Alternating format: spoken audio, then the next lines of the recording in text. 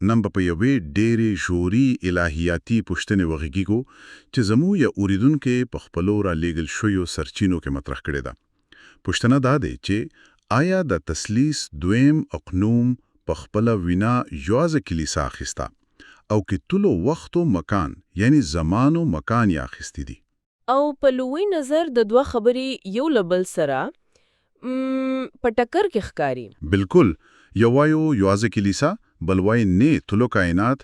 نو زموږ د نننۍ چیرنې موخه همدا ده چې وګورو آیا دا دواړه نظرونه واقعا یو له بل سره په ټکر کې دي او که شاید د یو لوی کیسې دوه بیل اړخونه وي. هو، خو مخکې دې چې مخ ته لاړ شو، شاید د ځینو اوریدونکو لپاره روښانه نه وي کله چې مونږه دویم اقنوم وایو په ساده ټکو کې مطلب څه دی. ښه پوښتنه ده.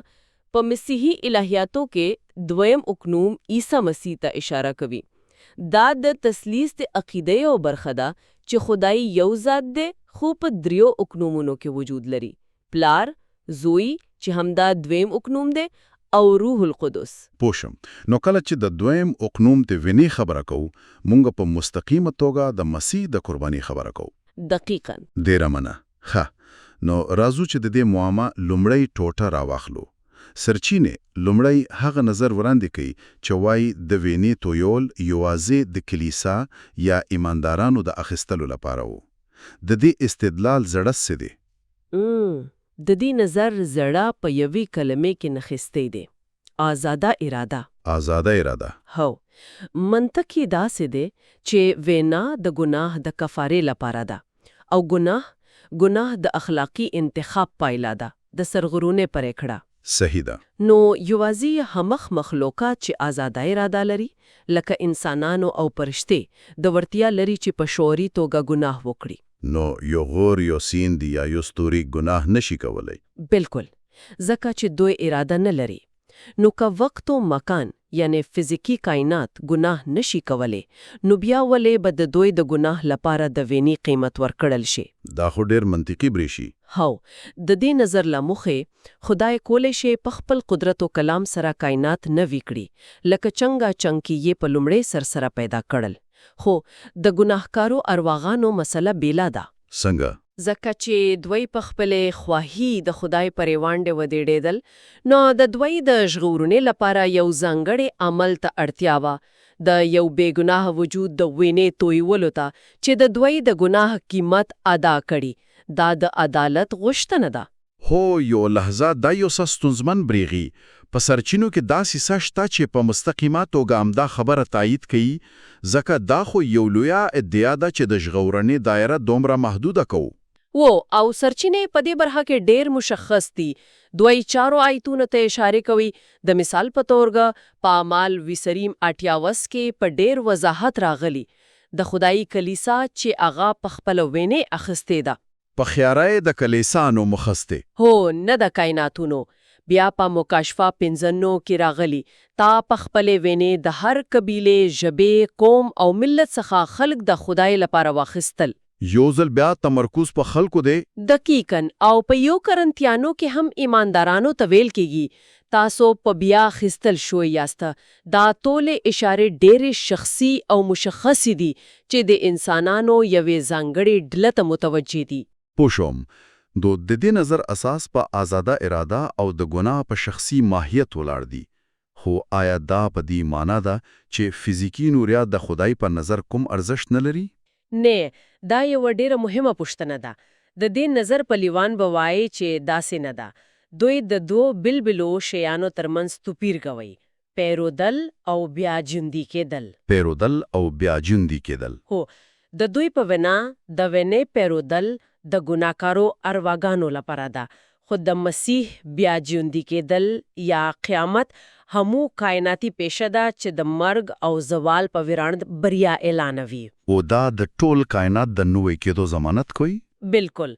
نو فزیکی نوریا به هم نوي شي، خو د قیامت د قدرت لاره، نه د وینې د پیرود لاره. خیر، دا لومړی نظر ډیر کلک په ایتون ولاړ ښکاري، خو بیا سرچینې یو سوال مطرح کوي چې دا هر څه ننګو وي که ګناه دومره پراخه اغیز لري چې ټول کائنات یې ککړې دي، نو څنګه کېدای شي چې درمنیا دومره محدوده وي؟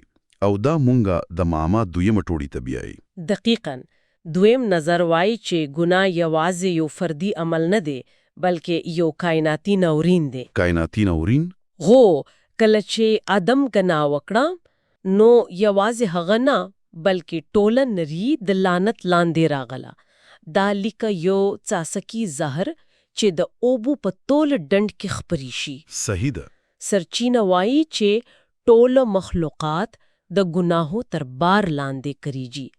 نو د دې کائناتي ککړوتیا د پاکولو لپاره یو کائناتي پاکونه ته اړتیا ده. عجیبه ده. نو د دویم نظر لمخه د وینې تویل یازې د ګناهونو د بخښنې لپاره نه دی، نه، بلکې د یو یې ککړې شوې سیمې د پیرته اخیستلو په سر دی. دا خو د ژغورنې په اړه ټول انځور بدلوي. هو، دا انځور ډیر پراخوي.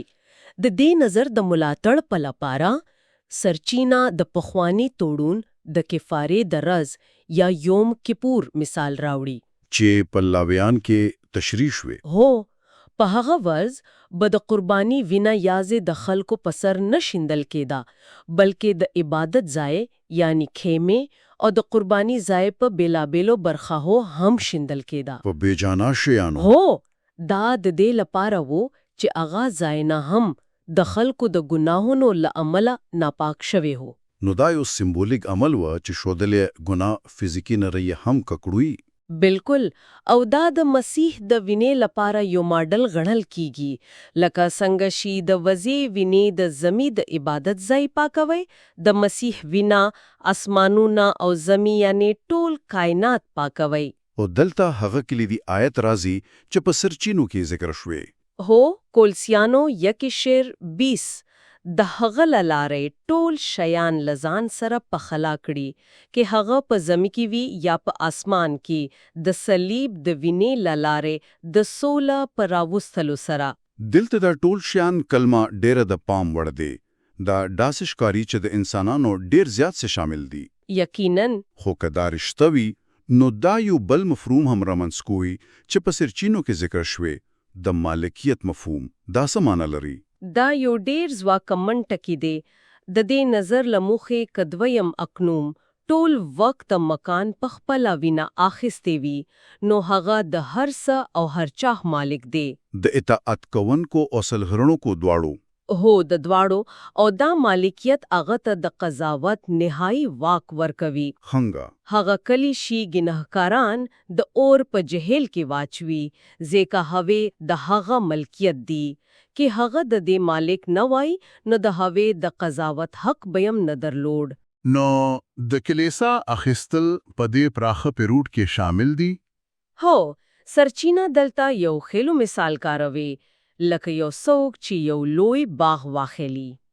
شام د باغ ټوله ونی خاورا او اوبد د هغه ملکیت کیږي خو په هغه باغ کې هغه ځینی ونی د ځانګړي پاملرنې لپاره غرق وای ترڅو میوه ورکړي. پوښوم ټول باغ د هغه دی خو تمرکز یې په غوړ شوي ونو دی. بالکل، په ورته ډول ټول کائنات په وینا اخیستل شوی خو کلیسا لدی کائناتو څخه د ځانګړي ژغورنې لپاره غره شوې ده. ښه، اوس زه په دوه لرې کیم. دا دواړه نظرونه کاوی دلیل نه لري خو یو لبل سر په ټکر کې ښکاري. یو وای یوازې کلیسا، بل وای ټول کائنات. یو ډیر محدود دی، بل ډیر پراخه. هو، څنګه کېدای شي چې دا دواړه سم وي؟ آیا سرچینه د دې ماما د حلف پر کوم لارو وړاندې کوي؟ هاو، او دلته د بحث تر ټولو جوړه او په زړه پورې برخه پیلېږي. ډیر ښه. سرچینه وایي چې د دې ماما کلیدي د دوو شان عبرانی کلمو په توفیر کې پټه ده چې اکثرا یو شان ګڼل کیږي: پیرودل او خفاره ورکول. پیرودل او خفاره ورکول. هو، په عبرانی کې د کفاره لپاره کارول شوی کلمه کفار ده. کفار دا کلمات څه معنی لري؟ کفار په لغوي معنی پخلو دي.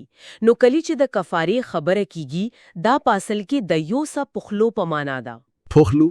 هو، خددي لپاره چې په دې مفهوم خپو شو سرچینه یو ډیر ټکان ورکون کی فکر واننګي کوي د ګناه نهایی پاریلا صدا. مرګ؟ لهنګا هم جوړ. سرچینه استدلال کوي چې د ګناه نهایی پایله د خدای وجل دی.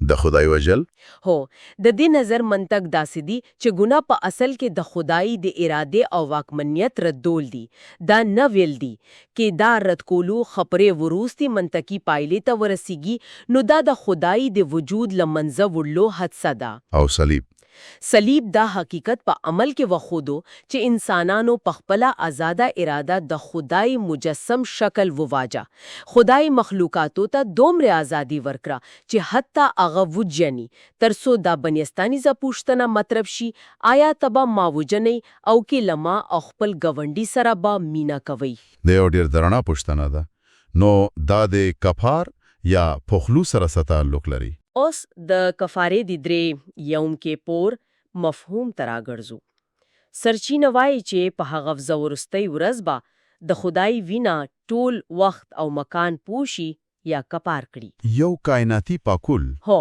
د هغو کسانو لپاره چې په ګناه ټینګار کوي او د خدای لمنې انکار کړي د خدای دی وینې د سپېڅلي پوشش به د دوی ناپاکي په پشپري توګه لمنځه یوسي چې د به قضاوت او مرګ وي خو د هغو کسانو لپاره چې ایمان یې راوړي د هغو کسانو لپاره چې لوانې په وینې پیرودل شوي دا پوشش به د دوی لپاره نجات وي سرچینه دلته د نو د کشتی مثال کاروي سمده هو او دا یو بے مثال دی خدای نوح ته امر کړي چې خپل کشتی لدننو او بهره ساسا پکیر پوش کړي صحیح ده په عبرانی کې د کیرو لپاره کارول شوی کلمه د کپار لریشت څخه راغلی نو په حقیقت کې خدای نوح ته ویل چې خپل کشتی په کفاره پوش کړه واه نو هغه کیر چې کشتی یې پوشلې و په حقیقت کې کفاره و دقیقاً او پایله یې سو طوفان راغو چې د خدای قضاوت سمبولو او ټوله نرا پاکه کړه نو هغه کپار یقیر نورې ونه جګورله نه بلکې هغه کسانی وژغورل چې د هغه پوښ لاندې وو ترڅو د قضاوت له اوبو څخه په امان کې پاتې شي پوښوم نو د کپار هغه قیر نورې ونه جګورله بلکې هغه خلک له هغه قضاوت څخه وژغورل چې نورې پاکولو بالکل اوس همدا منطق د صلیب په اړه پلی کړه د مسیح وینه به د کپار په توګه ټول وخت میکانو پوښ شي هو دا به د کائنات لپاره یو پاکولو وي چې د نتوب کوونکو لپاره به نهایی قضاوت وي خو کلیسا چې لمخه په وینه پیرودل شوي د دې پوښ لاندې بخوندي وي نو دوی به د کائناتی قضاوت له طوفان څخه ژوندي وځي بالکل همداسي نو د ماما حل دا یا اغا نه دی دا دواړه دی خو په بلابلو کچو